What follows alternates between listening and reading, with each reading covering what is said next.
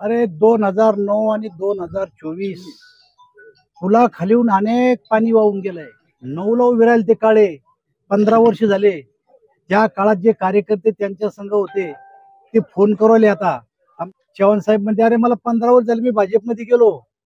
रामू काका जिल्हा परिषद अध्यक्ष होते त्यांच्या संघ ते आता भाजपमध्ये. पठाडे मार्केट कमिटीचे चेअरमन आत्ताचे ते त्या टायमाला त्यांच्या सोबत होते ते आता माझ्या संघ आहे. सुहास शिरसाट फुलंब्रीचे नगराध्यक्ष त्यांच्या सोबत होते आता माझ्या सोबत आहे. नामदेवराव गाडेकर माजी मंत्री त्यांच्या सोबत होते आता माझ्या मतदारसंघात 50-50 100-100 सायजेबल कार्यकर्ते हे तेव्हा 15 वर्षापूर्वी जेव्हा काँग्रेसची स्थिती चांगली होती तेव्हा त्यांच्याबरोबर होते ते आज सारे माझ्या बरोबर. एक दुसरी गोष्ट केंद्रात त्यांचं सरकार होतं राज्यात त्यांचं सरकार होतं. आज दोन्ही सरकार आमचे आहेत. त्या टायमाला 5 आमदार त्यांचे होते आज 1 आमदार त्यांचा जालन्यातला. त्यामुळं ती भाजप देशामध्ये उतरती काळ लागली त्या टायमाला तरीही मी निवडून आलो.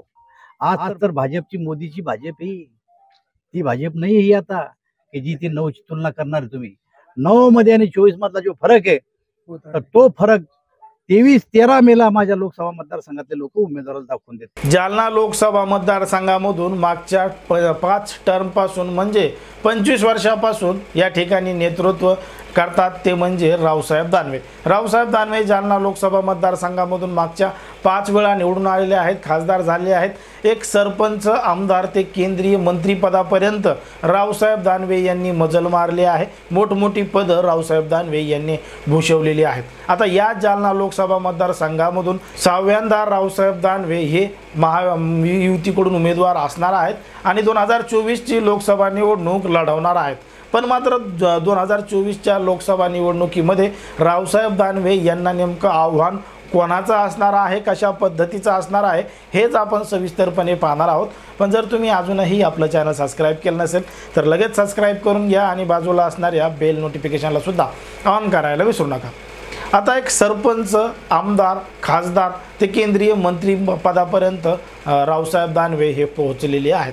आतापर्यंत त्यांनी 5 वेळा जालना लोकसभा मतदारसंघामधून विजय मिळवलेला आहे आणि आता 2024ला पुन्हा एकदा रावसाहेब दानवे हे विजयाचा षटकार मारणार का असा देखील प्रश्न या ठिकाणी मोठ्या प्रमाणात निर्माण होतो.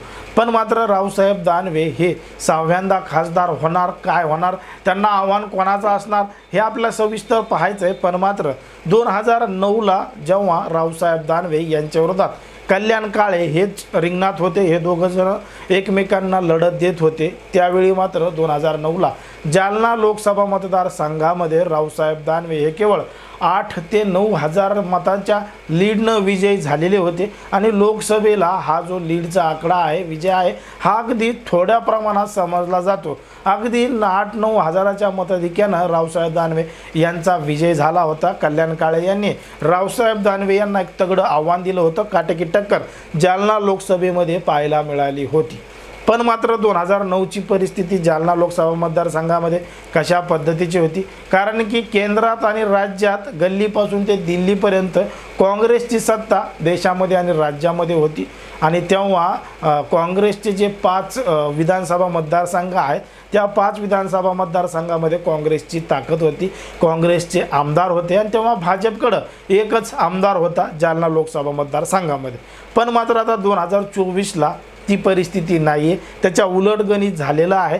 काँग्रेसचा फक्त जालना लोकसभा मतदारसंघामध्ये एकच विधानसभा सदस्य आहेत, उर्वरित सगळे महायुतीचे सदस्य आहेत आणि ते रावसाहेब दानवे यांच्या पाठीमागं ठामपणे आहेत.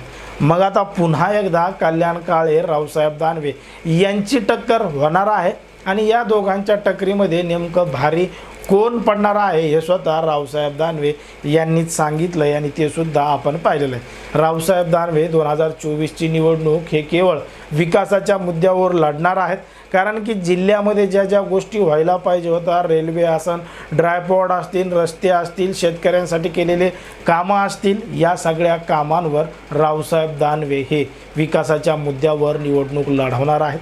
त्यांच्यावर आरोप प्रत्यारोप हे जरी मोठ्या प्रमाणात झाले तरी सुद्धा ते त्याला प्रत्युत्तर देणार नाहीत असं सुद्धा रावसाहेब दानवे यांनी सांगितलेलं आहे.